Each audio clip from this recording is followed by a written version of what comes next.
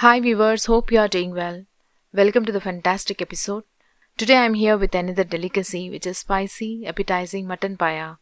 This paya is especially popular this time of the year when it's raining. It's slightly cold now and we want the warmth from inside. We want the comforting nourishment that our body needs, and that's why the paya is especially popular. So let me share the insights into the making of this warm comforting dish.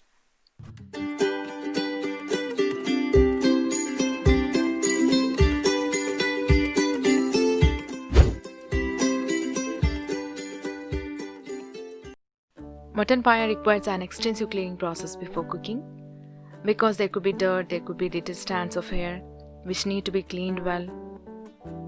First, thoroughly rinse in clear running water. Now add in some wheat flour on the top of this and mix it well and keep it aside for around 10 minutes so that the wheat flour clings onto the paya. And in the meantime, we'll make a slurry of yogurt and the spices. So the first thing that goes in some nice thick 4 tablespoons of yogurt. To this, let's add in the powder spices. First goes in red chili powder, as much as you prefer. When it comes to the non-veg items, it's good to have a little more spicy kick. The next thing I'm adding in some garam masala, around 1 tablespoon, followed by a spoon of turmeric powder, and then some kasuri methi. Let's add in some salt and finally 1.5 tablespoon of ginger garlic paste. Give it a nice mix.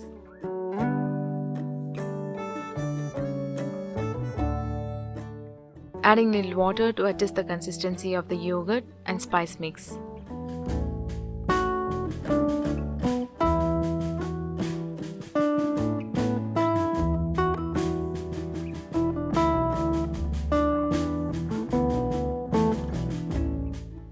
It's got good texture and also appealing.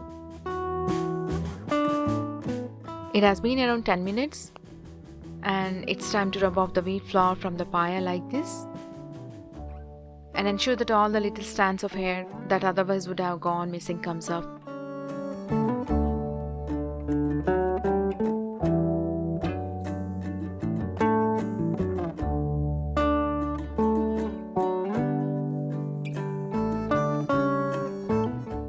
Well, that's where you wash it nicely and your pie is ready to be used. Next step is to take a pan or pressure cooker, adding in sufficient amount of oil. You can also choose between cooking in the traditional method or cooking in the pressure cooker. Either way, it's delicious. Once it is hot, adding in sliced onions. Allow this to cook till it turns translucent.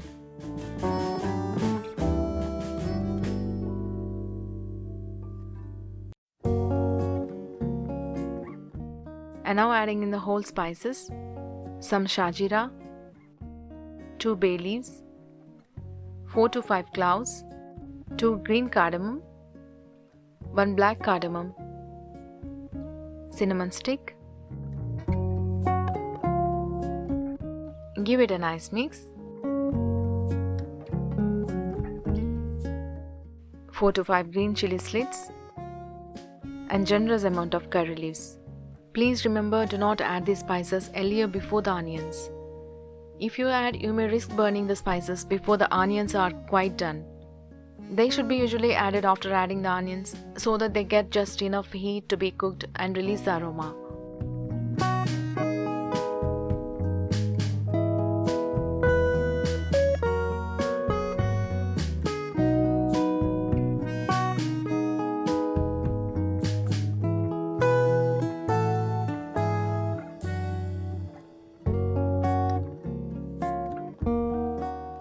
Well, that's ready.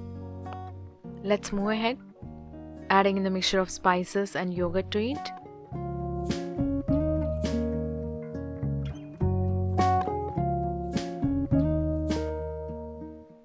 Give it a nice mix. Let it be in high flame till it starts releasing the oil from the sides of the pan. It may take around a minute.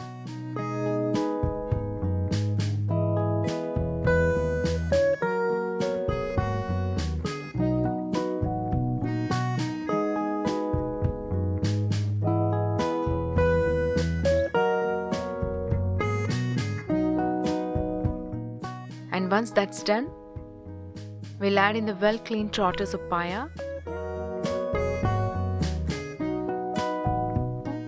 Give it a nice mix. Allow this to cook on high flame so that the trotters kind of starting gets shriveled on the outside. Once the trotters nicely coated with spice mix, the next step is to add in 3 to 4 glasses of water. You can adjust the consistency of the soup according to your will. If you want it to be watery, you can add some more water. Bring it to a boil.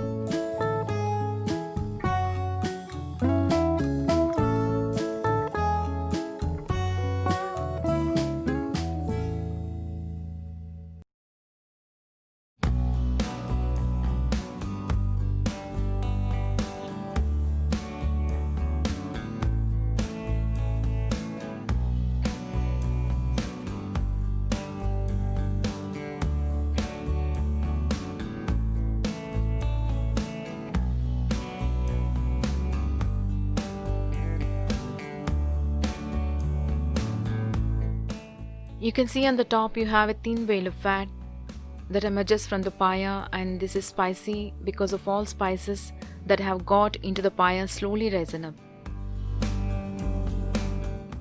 That rogan float to the top, veiling that nutritious broth underneath. That is as nourishing as paya can get.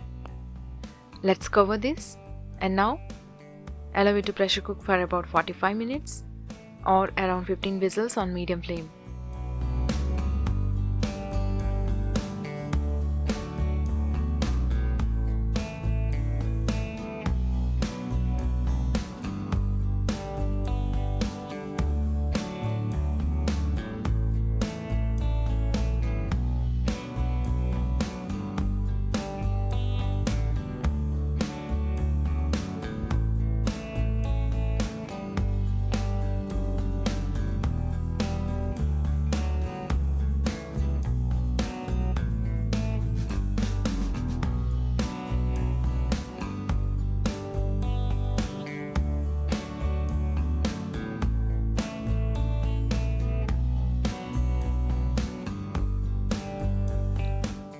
It's been around 45 minutes. Let's have a quick check. It's cooked to the point where you place it in your mouth and it magically disappears in a silken web of deliciousness. That's what this paya is all about. Adding in salt now. Deliberately not added earlier since we do not know how much it would concentrate. And garnish with coriander leaves. Give it a quick stir. You can certainly feel the gentle heat of the spices at the back of your throat as you taste this paya. You know what I love is that this paya is cooked beautifully as well. There's none of the slightly funky, if I could call it that, sometimes mildly off-putting to some raw animal flavor. This trotters has been cleaned well and has been cooked well as well. The masala in these flavors balances the intense flavor of the trotters. This is a perfect dish to mop up with roti, idli, dosa and rice. I hope you liked this recipe. Please try this. Till the next time, happy healthy eating. Thank you.